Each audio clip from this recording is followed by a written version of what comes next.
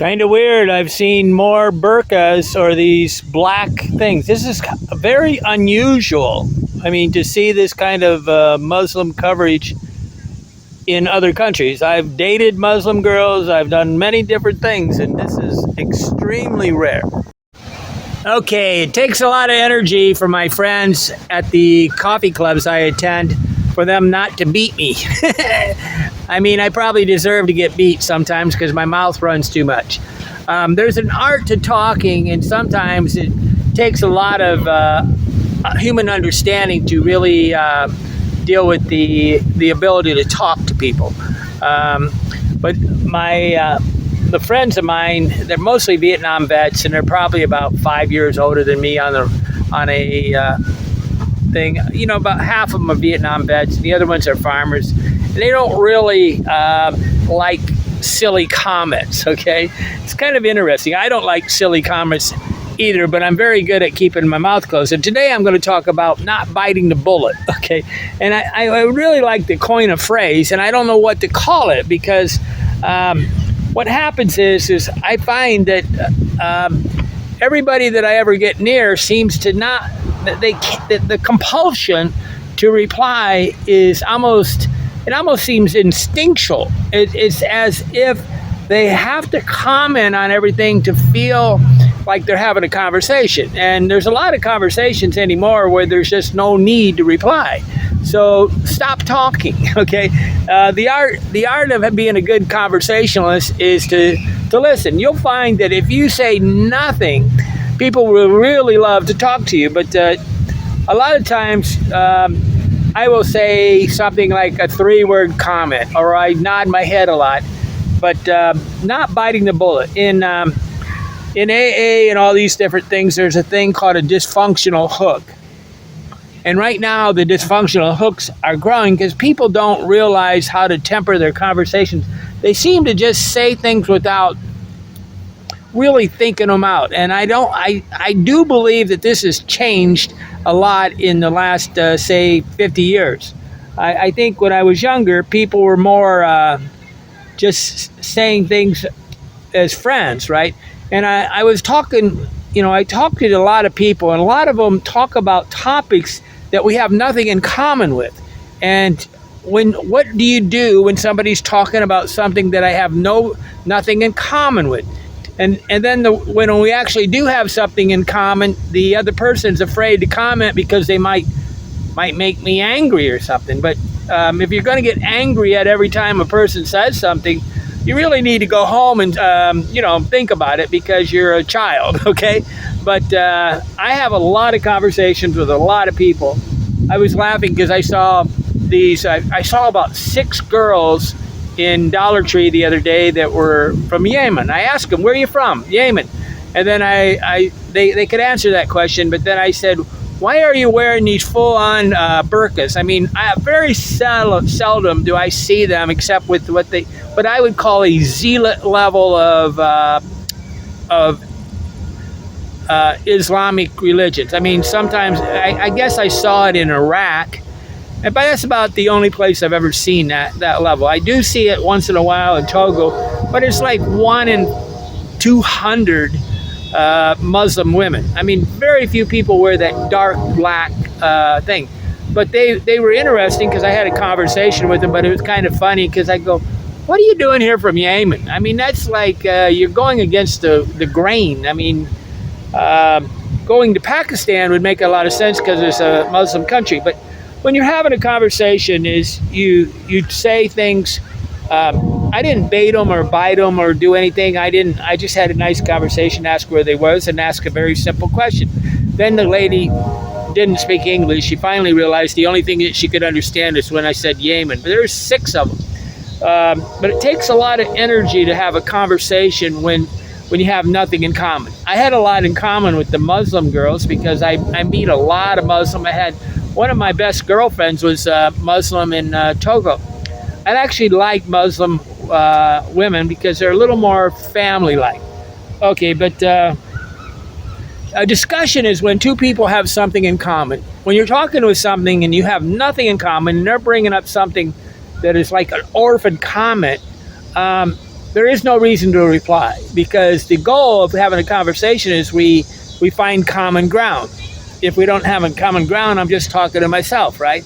But a lot of people want to just talk to themselves, and it seems to be like a pandemic on the planet of people that just want to talk to themselves out loud, and then they expect people to listen. And I think that's a repercussion of the social networks, because social networks are like baiting you. They say anything they want and people can comment, and they get people to comment just because they like to hear themselves comment, and they don't, but they're not really having a discussion. And social networks are the most antisocial things I've ever heard of.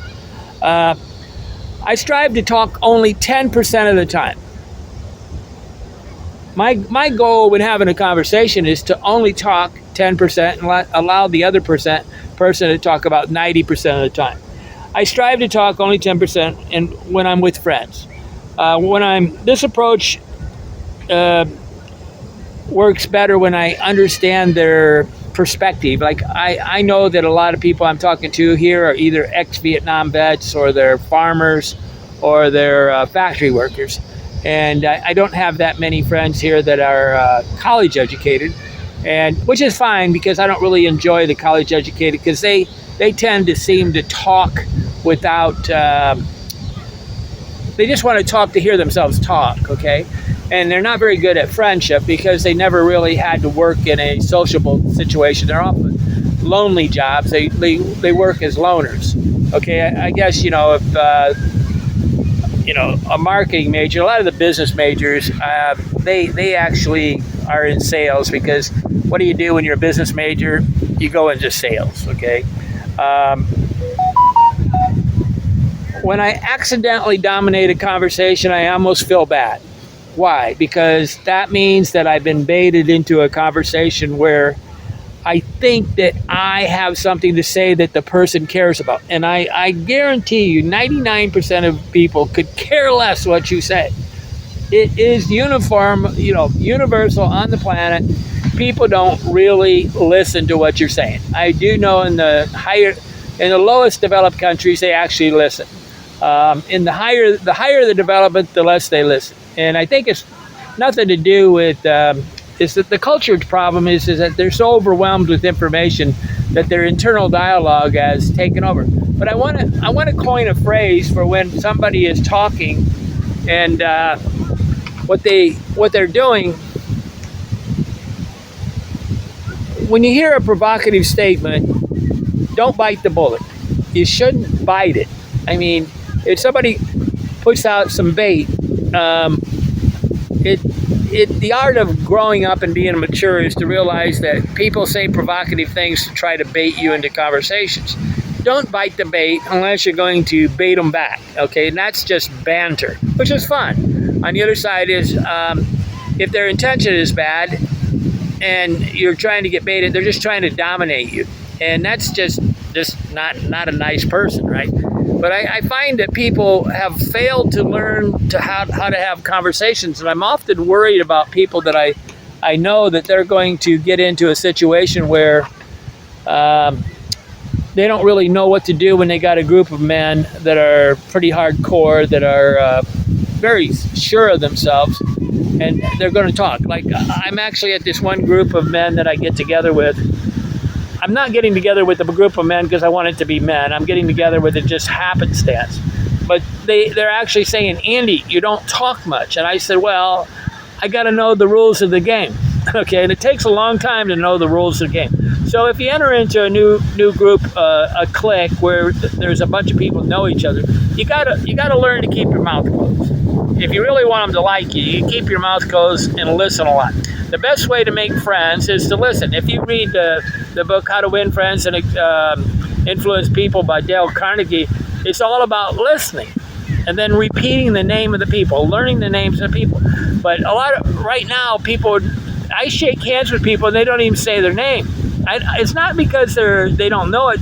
They've never done a formal greeting together, and it's become quite clear that society is breaking down, and it's kind of interesting. But the conversation today, I want you to realize, is when somebody puts out the bait, don't bite it. Don't bite the bait.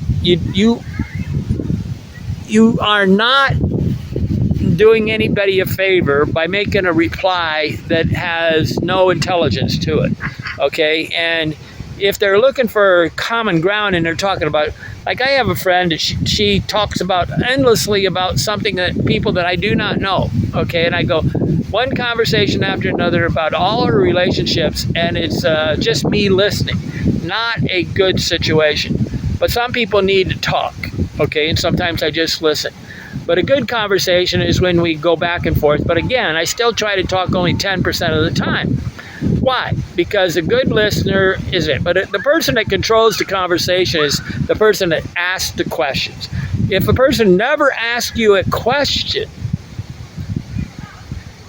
if they never ask you a question, that means they don't care anything about you. Okay, they only care about themselves, which is pretty common. Don't get me wrong. That's quite common to have people not ask me any questions or inquire about what's going on in my life or anything like that. Very, very common. But you ought to really reevaluate that friendship, because a friendship a good friendship is about a 50-50 split on the conversation. Well, I'm having a good life. I'm really just waiting to get my heart fixed. They're going to do cardiac catheterization where they put a camera up through my valves and they take a look at it. After all these tests, the echo thing, they really don't know what is going on. They have to actually look at the heart. Kind of makes you realize that they should have just went for that immediately in a way, but they did discover something with this stress test. I really always accept that nobody wants my opinion. If you go in with a default setting that nobody wants your opinion in a conversation, you are going to have a lot better luck at endearing yourself with the group. If you find yourself talking all the time or repeating the same comments over and over, that's a sign of some. A lot of people have the same story they tell absolutely everybody, and they're always telling you a story of something that happened when they just got out of high school or something they did in high school, and they have new news stories. So life goes on, but don't get provoked into commenting. And what do we call it? Don't bite the bullet. Don't bite the conversation. Don't get hooked into a conversation when you don't need to. That's wisdom. Wisdom is to keep your mouth closed when you really are not adding anything to the conversation of value. But if you think that your job is to talk and entertain me, then that's kind of a little bit narcissistic. I don't like that word because it really don't mean anything. But there are people that just love to hear themselves talk. Who loves to hear themselves talk? According to Dale Carnegie, it would be 90% of people, okay? They love to hear their name and they love to talk. That's how you become a good conversationalist. But if you have a compulsion and you need to talk, there is a lack of community. That normally means that you're not having enough conversations with anybody. And that's why sometimes I think it's very good to journalize or even make YouTube videos, because just talking is a way of taking all that gobbledygook in your brain and exposing it to the air and letting things settle. Okay, so let your brain settle is by talking. Sometimes I think that when people are praying, they should pray out loud. That way they do it. I mean, praying out loud is a much better way to pray than talking to a silent prayer, because we have a lot of scrambled thoughts in our brain. But again, somebody tell me the best word. No, pas manger. I thought that in French, like don't bite the bullet. Pas manger. But people believe that there's a compulsion that they have to do it. If nothing else, if you're not going to enter into a conversation, if you think that just making a lot of noise is a conversation, that you have to say something or comment to something, you're really missing the point of a conversation. The conversation is to find common ground. Okay, I'm Andy Lee Graham. My life is good. I'm worried about this heart attack a little bit, I guess. I'm thinking about it. I want to go to Israel. I'm doing really good on raising money to go to Israel. It's a sure thing. I'm going to go there.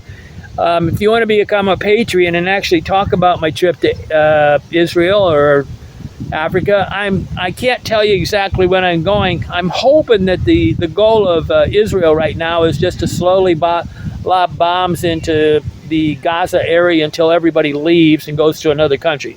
This is an Israeli country. This is a Jewish country, and it really is. It's like the Muslims by Sharia law must overturn the government of the country they're in. Okay, I hope you realize that is the goal, and I'm right now kind of believing that Dubai is doing just like they do in Africa. They're sending people to different places to be evangelists.